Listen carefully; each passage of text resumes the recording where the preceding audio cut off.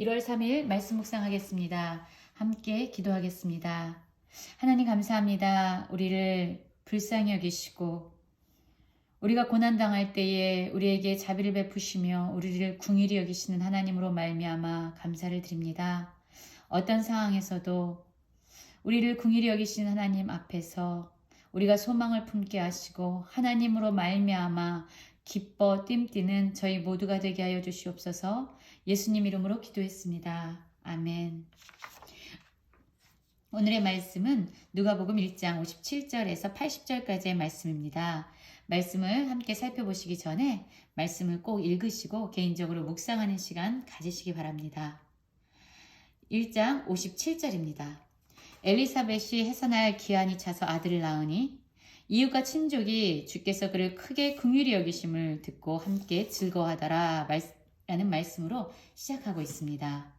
여러분, 우리는 1월 1일부터 지속적으로 누가복음의 말씀을 살펴보고 있는데요. 엘리사벳과 사게라는 나이가 많았습니다.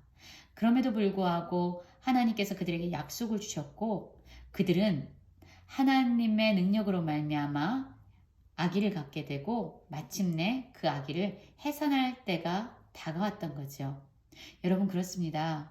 우리의 눈으로 볼 때에 불가능해 보이고 또한 상황과 환경을 볼 때에 결코 일어날 수 없는 일이다라고 여겨질 때에도 하나님의 말씀은 살아있고요. 그 말씀은 반드시 실제가 되어지고 반드시 이루어지는 말씀입니다. 엘리사벳이 하나님의 말씀에 따라 아들을 낳게 되었죠. 이것은 단지 엘리사벳을 향한 하나님의 긍휼하심 뿐만 아니라 영적인 불임 상태에 있었던 영적으로 생명을 잉태할 수 없는 이스라엘 백성을 향한 하나님의 긍휼하심의 표현이기도 했습니다. 이웃과 친족들은 그 아기를 낳을 수 없었던 엘리사벳이 아기를 잉태하는 것을 듣고 너무나도 크게 함께 기뻐하고 있습니다. 말씀에서 보면은요, 긍휼이라는 단어가 나오고 있는데요. 긍휼은 영어로 보면 compassion입니다. 그래서 사실 이 긍휼은 come 플러스 passion이라는 단어로 이루어지고 있죠. come은 함께 난다 라는 의미가 있고요. passion은 순환, 고통이라는 의미가 있습니다. 그래서 compassion이란 뜻은 함께 고통을 겪는 것. 다른 사람의 고통을 보면서 실제 나의 고통인 것처럼 느끼고 또한 고난당하는 사람들의 아픔을 보면서 동정이나 연민, 자비, 그 모든 것들을 보여주는 적극적인 행동에 이르는 모든 것을 의미하고 있습니다. 하나님께서 이 엘리사벳의 아기를 낳지 못하는 그런 마음의 아픔을 보셨고요. 하나님도 함께 아파하고 계셨죠. 그리고 하나님께서는 그 여인에게 긍휼을 베풀어 주셨습니다. 이것은 단지 엘리사벳의 가정뿐만 아니라 이스라엘 백성을 향한 하나님의 긍휼의 표현이기도 했습니다. 이제 아기를 낳고 8일이 됐습니다. 그리고 이제 그 아이의 이름을 지어야 했죠. 그런데 이미 누가복음 1장 13절부터 보면은요, 말씀이 나와 있었어요.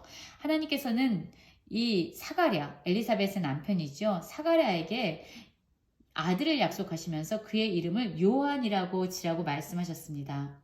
그리고 1장 14절부터 17절까지는 그 요한이 어떤 일을 하게 될 것인가에 대한 그의 사명에 대해서 하나님은 미리 예언해 주셨죠. 요한이라는 이 뜻은요, 하나님 여호와는 자비로우시다, 여호와는 긍휼을 베푸시는 분이다 라는 의미를 가지고 있습니다. 그래서 하나님께서 이미 그 아들에 대한 이름을 주셨고요. 이제 그 어머니였던 엘리사벳은 그 아들의 이름을 요한이라 지을 것이다 라고 말했습니다. 그런데 친척들이 얘기하는 거예요. 요한이라는 그 이름은 내 친척 중에 없다. 그러면서 그의 아버지인 사가랴를 향해서 이름을 무엇이라고 지랴? 라고 물어보게 되죠. 그러니까 그가 서판에다가 그 이름을 요한이라고 짓습니다. 여호와는 자비로우시다, 여호와는 긍휼을 베푸신다 라는 의미였죠. 하나님이 말씀하신 대로 순종한 겁니다. 요한은요, 사가랴의 생각에서 나온 이름이 아니라 바로 하나님께서 사가랴에게 이미 주셨던 이름이었습니다. 그리고 사가랴는 그 이름을 기억하고 그 아기가 이제 세상에 나왔을 때, 그리고 할례를 받아 이름을 지어야 될 때가 됐을 때 그 아들의 이름을 요한이라고 짓게 됩니다. 그와 함께 그 막혀 있었던 사가랴의 입이 열리는 역사가 일어나지요. 그가 입이 곧 열리고 혀가 풀어지고 말을 하여 하나님을 찬송하게 됩니다. 하나님의 말씀이 이루어졌지요.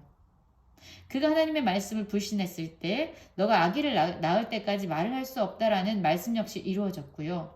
그리고 아기를 낳자, 그리고 그의 이름을 요한이라고 하나님의 말씀에 순종하며 나아갔을 때 그의 입은 열려서 이제 말을 하게 됩니다. 그런데 사가랴가 가장 먼저 했던 것은 그의 혀가 풀리자 하나님을 찬송하는 일을 했습니다. 여러분, 우리가 아침마다 잠에서 일어날 때 어떤 말을 가장 먼저 하십니까? 우리의 입술이 열려질 때 하나님을 찬송하는 일이 우리에게도 가장 먼저 일어나는 일이 되었으면 좋겠습니다. 그 근처에 사는 자가 다 두려워하고 이 모든 말이 온 유대 산골에 두루 퍼지게 됩니다. 그리고 이 사가랴가 성령의 충만함을 받아서 이제 예언하게 되죠. 그 예언의 말씀이 뒤에 나옵니다. 찬송하리로다 이스라엘의 하나님이여 그 백성을 돌보사 속량하시며 우리를 위하여 구원의 뿔을 그 종 다윗의 집에 일으키셨으니 이것은 주께서 예로부터 거룩한 선지자의 입으로 말씀하신 바와 같이 우리 원수에게서와 우리를 미워하는 모든 자의 손에서 구원하시는 일이라 라고 말하고 있습니다. 그렇습니다. 사가랴가요, 입을 열어서 처음 했던 일은 하나님을 찬송하는 일이었고요. 그리고 이제 하나님께서 이미 오래전부터 약속해 오셨던 대로 다윗의 자손을 통해서 이 땅의 영원한 메시아, 온 세상의 만왕의 왕으로 오실 그리스도를 이 땅에 보내주실 것에 대해서 다시 한번 선포하고 있습니다. 종일토록 주의 앞에서 성결과 의로 두려움 없이 섬기하리라 라고 하나님께서 아브라함에게 주셨던 그 맹세를 하나님께서는 반드시 이루시는데 그것은 이제 곧 하나님께서 보내실 예수 그리스도 메시아를 통해서 그 일은 성취될 것이다 라고 말하고 있는 거죠. 그리고 나서 요한을 향해서 이렇게 이야기합니다. 이 아이여, 내가 지극히 높으신 이의 선지자라 일컬음을 받고 주 앞에 앞서가서 그 길을 준비하여 주의 백성에게 그 죄사함으로 말미암는 구원을 알게 하리니 라고 이야기하고 있어요. 이제 이 세례 요한을 향한 하나님의 그 약속이 선포되어지고 있는 것입니다. 이것은 단지 여기에서만 나오는 말씀이 아니라요. 1장 14절부터 17절까지 있었던 그 말씀에도 나옵니다.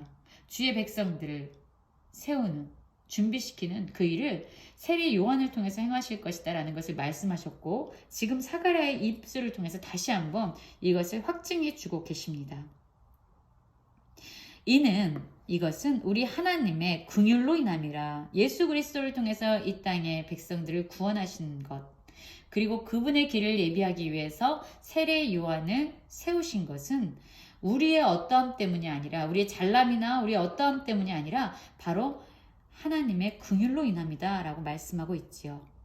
여기에서도 긍휼이라는 단어가 지금 다시 한번 또 반복되고 있습니다. 그래서 아까 말씀에서 볼 때에 1장 58절에서도 긍휼이라는 단어가 있었고요. 72절과 그리고 78절에도 긍휼이라는 동일한 단어가 지금 반복적으로 사용되고 있습니다. 또한 요한이라는 이름 자체의 뜻 역시 여호와는 자비로우시다, 여호와께서 긍휼을 베푸신다라는 의미로 볼 때에 오늘의 말씀은 전반적으로 백성을 향한 하나님의 긍휼하심에 대해서 강조하고 있습니다. 그래서 예수 그리스도를 통해서 어둠과 죽음의 그늘에 앉은 자에게 빛이 비춰지고 그들을 평강의 길로 인도하시는 일을 하게 될 것이다 라고 말씀하고 있는 거예요. 여러분, 그렇습니다. 나이가 많아서 아기를 잉태할 수 없었던 이 엘리사벳을 긍휼히 여기셔서 하나님께서는 그의 가정 가운데 세례 요한을 보내주셨습니다.